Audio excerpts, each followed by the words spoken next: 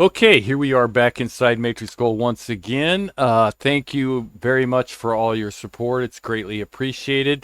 Today we are going to be answering another viewer question, and I will get to all the questions. I apologize, it's taken me a little time.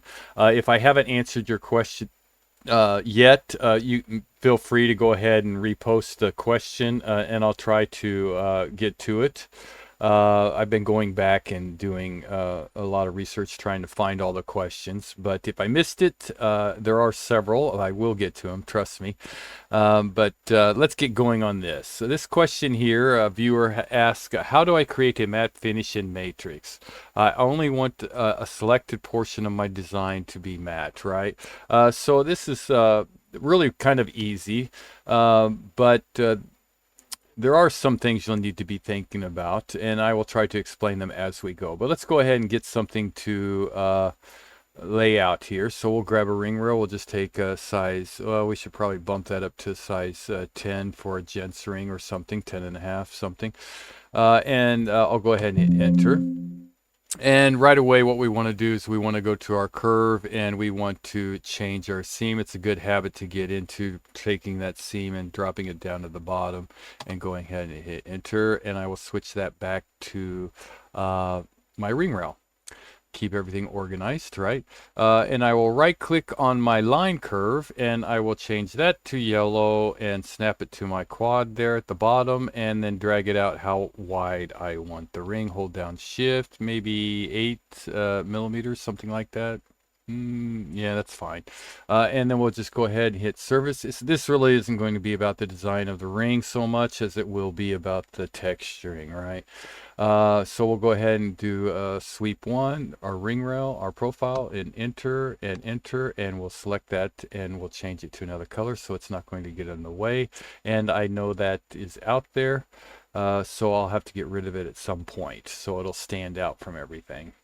So I'm going to go ahead and select that surface, go to my transform auto base, and wait for it. And there we have my auto base. I'll go ahead and select enter and I'll select that and I move my center object over to here, my quick commands, and then hit enter. And then I will drag that out and I will go ahead and switch that to a different layer, make it more friendly for my eyes. Now I'll go to red. You don't have to do this part. It's just what I like to. You could work off the surface if you wanted to. And I will go ahead and dupe these borders here. Well, no. Okay, we'll back out of that. I'll dupe these edges in red. This one, this one, this one, and this one. Hit enter, and then I'll just go ahead and hide that. And now what I'm going to do is switch back to my yellow, grab me a line curve, and go from that mid there to here. These are just guidelines I can use in case I need them. So I have everything laid out here, right? Now I'm going to go ahead and right click on my red, selecting all my red there. And we'll go to all perspectives for this and go to my solids and I will go to extrude planar, curve straight, and I can drag it. I have it set at one direction, which that's what I want, and I have a 2.25 set in here, and I will actually go ahead and type that in so it locks it 2.25 and hit enter. So now it's locked into that 2.5 and I drug it to the upward direction. Select my surface there and we'll change this one to be green because that's the one that we want to work with, right? Okay, so we have that. Now what I'm going to do is go to my wireframe and we have in our curves menu the project command, right? Parametric project. So I'll go ahead and select that. I will select my curve right there in the center and hit enter and then select that surface and then hit enter and enter again and it'll give me a project that curve all the way around. So now at the bottom there's actually two curves. You can get rid of one or whatever. It doesn't really matter. We'll just leave it like that for right now. It's just going to be a guideline. So at this point, we'll go to our square or rectangle. You can do the drop down from rectangle center, or you can click on the rectangle command and go down here in your command line and click center. And I'm going to snap to the mid there, and we'll go ahead and shade that everything so we can kind of get a look out here. And I'm just going to draw me a little box. Let's turn off my snaps so I can get a good look here. I want it pretty close to my ends in this direction. It doesn't really matter. It depends on how wide you want it in that direction, I guess. Up to you. And I'll just kind of make me a little rectangle going something like that, right? We just want this as a reference. That's what we're going to use it for. So again, we're going to grab a circle this time. And again, you can go from your drop down. We want circle around curve, or you can just click on your command there and go to around curve, and it'll ask you to select what curve you want the circle to go around, and we'll select this one, and we will turn back on our snaps and our mid, and I will type in 2 because that's how big I want the circle, 2 millimeter, and we'll hit enter. And then we'll do the same thing. Right click, bring back that command, and around curve again, and select our curve, and we will snap it to that mid there, and it's already set at 2, so I'll just hit enter and it'll just take it out to 2, right? So I'm going to select that curve and this curve. I will go to my rotate, and I will right click, rotate with copy, and I will go to that center top there, and then hold down shift so that it goes up this direction, and bring those around and click there, and then right click to get off that command. And now I have one on all 4, right? Okay, so I'll go to my right view at this point. And what we want to do is we want to draw a line from that quad out, holding down shift, past our surface, right? And I can't see it with that surface there, so I'll go to wireframe, right click, bring back that command, snap it to my quad, just bring it out, and do the same thing. You can mirror those if you want.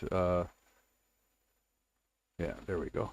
And then bring those out. I'll right click and then snap one down this way and snap one down this way. I will select all this. I will go to trim. I will get rid of this piece here, this piece, and hit enter. And while it's highlighted, I will go to join. Broke history, that's fine. Click on it, close curve, that's good. And I will select all this here. And this, wonder what happened to that other part of my circle there. Oh, because I got rid of it over there maybe. And it rotate copy. So I'll go ahead and I'll do a trim here, there, and then hit enter, and I will join that together, and broke history, which is no big deal. And I have a closed curve. So these are all closed curves, right? Now we're going to use a command I haven't used very often, I think, in my content.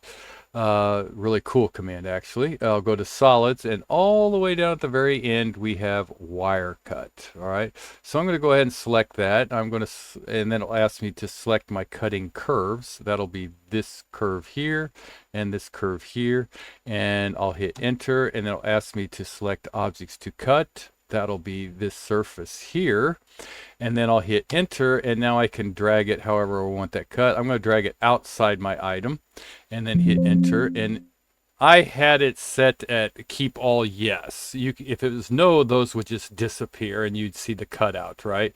I kind of like to have my cutouts keep everything, right, just in case, and then I'll just switch that to gray and turn it off. So there's my cutouts, right? I'll right click, bring back that wire cut command, select this curve here, hit enter, select my surface that I'm going to cut and hit enter. And again, I can drag it however far out I want. I'm just going to drag it past my item there and hit enter. And again, keep all as yes, so it kept those cutouts. And now I'll select that cutout there and this one over here, and I will turn those to gray so it turns them off, right? So we have something like this going on, right?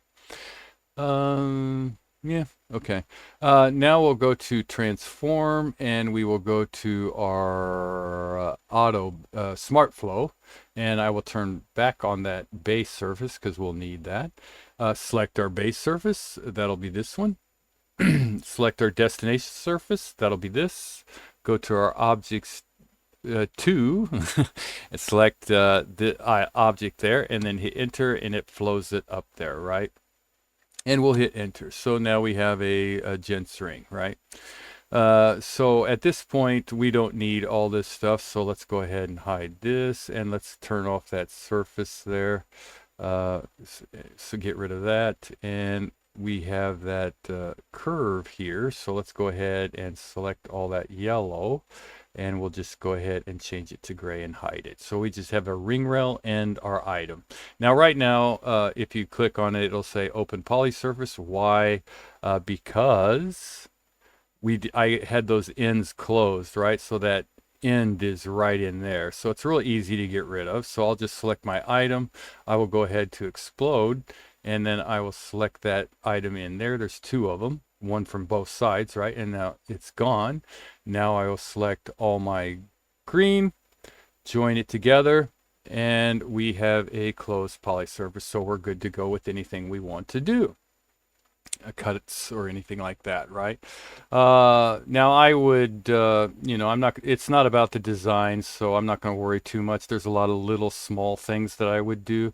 One would be is go to my solid, go to blend, right? And then I would probably blend this curve, blend it, and a lot of these other curves. But I'm just going to real quickly do these outsides here. And I have preview set as yes, and I'll go ahead and hit enter. And I have it set at a 0.3, and we'll just go ahead and hit enter and take that, just for this video. But I would probably go ahead and round those off, do all kind of other work. It's not about the design on this one though. And we still have a closed poly surface. Okay, so we have pretty much our item out there for the most part. And let's say we want a gem in the center of this one. So gem on surface, and we'll drag that gem. I'm going to zoom in really close and drag that gem so that my handle here and handle here are in the center here and in the center here as close as possible.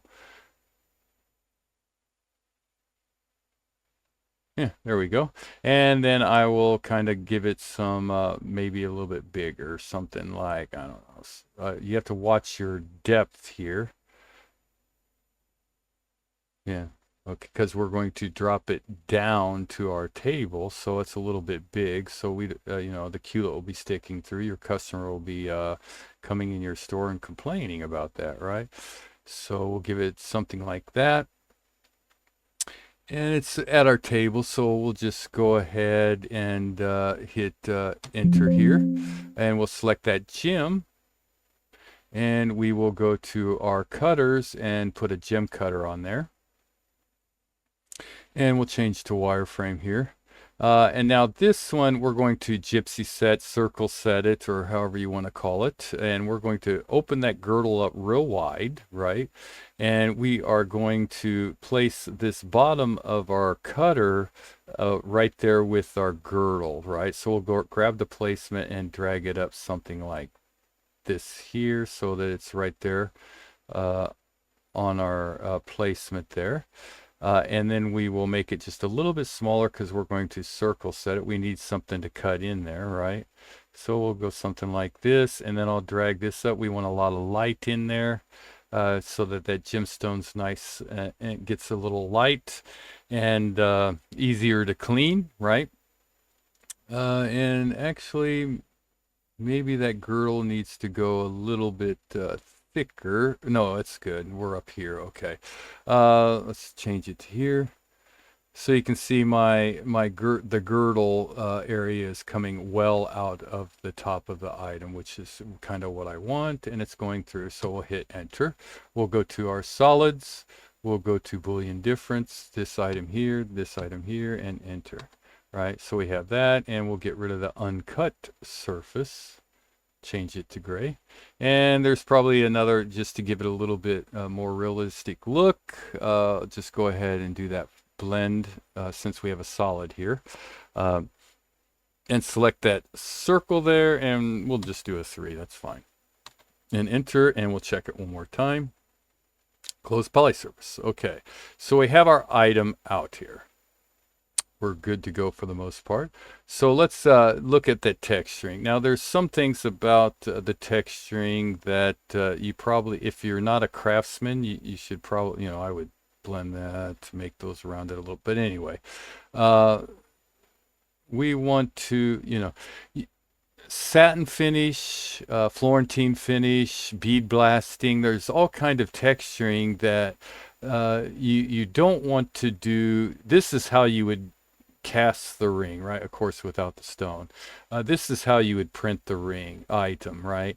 And then you would print it and then cast it, polish it all up, set the gemstone and everything. And then at the very last step would be adding your texture, right? The craftsman would polish everything up so it's really nice and clean and shiny, and then they might put some beeswax in here or tape or something, and then or get many kinds of different burrs or tools that you can apply a texturing on it, or a hand engraved filigree or Florentine rather finish on it. But usually you don't want to put the texture on for casting, because really you're just going to polish it right off. Even a hammer finish, if you ever seen a hammer finish, it has those little divots, right?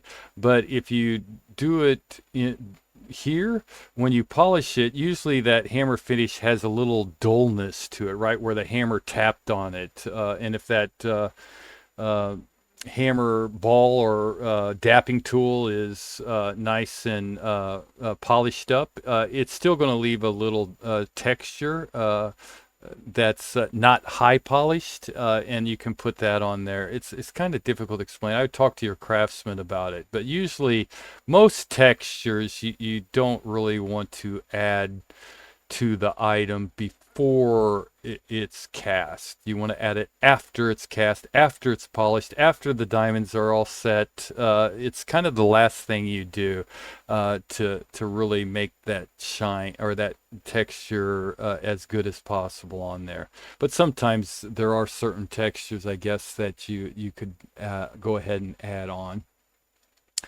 But anyway, let's go ahead and let's not digress, and let's keep moving forward. Okay, so I have this and I want to add texturing on here. So basically the texturing would be for rendering only purposes, right? So what we need to do is we need to extract the surfaces we want to, because we want this high polish and we want this textured, right? So you can, you know, put extract ISO curves for the areas that you want to texture, if there's really small areas, or you could extract the surfaces like we're going to do here, and then hit enter, and then we're just changing them to another color, right? So that when we add them, it'll just add to those areas there, right? Okay, let's take a look at the rendering now and see how we can manipulate the texture on the surface of these ones that we extracted, right? So let's go to our rendering, and right away I'm going to go ahead and just delete everything that's already in here. Just get rid of it all. Okay, so we have our item and we want to texture these light green items in a matte finish, which is satin finish. It's the same thing. So let's kind of set it up a little bit. Let's hold down shift, drag it up. Okay. So first of all, let's go ahead and activate MatrixGold, and let's go ahead and get rid of this pearl. We don't need that. We have Matrix Classic activated. And let's go into materials, and for metals what we're going to do right away is go ahead and just select all our green, and we'll use the render metals for it, and put white gold and apply it, and we'll grab our gemstone and we will go to render gems and select that first one there. That's fine, any of them's fine, whatever your preference is. And let's see, what do we got so far? We have classic, white gold, and render white gold, and rendered gemstone. So let's go back to materials, and let's get a ground plane in there. And we'll select something a little darker. Why not? And now we want to texture these items, right? So what we'll do is we'll go ahead and select those items. Now, in order to do texturing, you can't use the render materials. You'll have to use the Cycles rendering materials. And we'll go ahead and apply the 14 karat white gold, same as our rendering, right? And then we'll go to our documents and we'll select our white gold. And as you can see, nothing really shows up. But if we go in there and right click on it, we can reset everything, right? And now when we did that, it gives us this drop down here, right? And right now our finish is set to polish. So we can just click down on that, and we have several options here that we can use, right? Hammer, Florentine, bead blast, brush, satin, and you can do custom type finishes, right?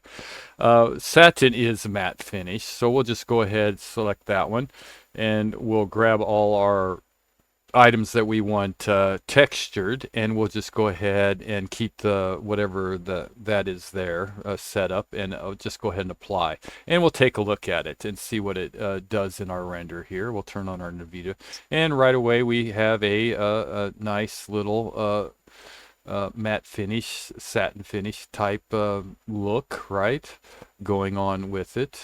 Not too bad, right?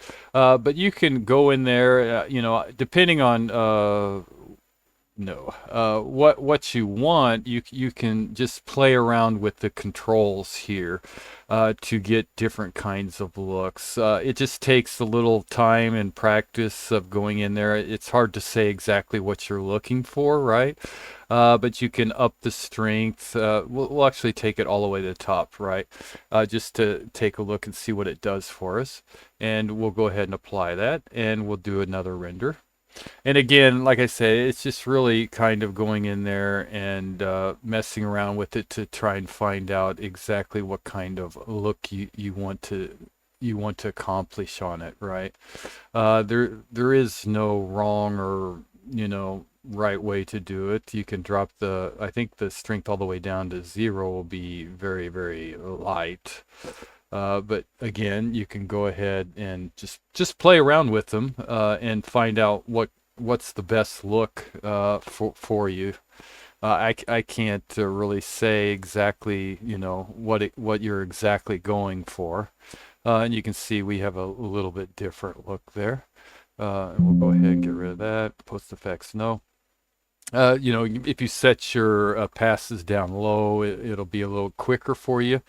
But again, it just really depends. You can let's unlock those. Maybe the X direction you want higher.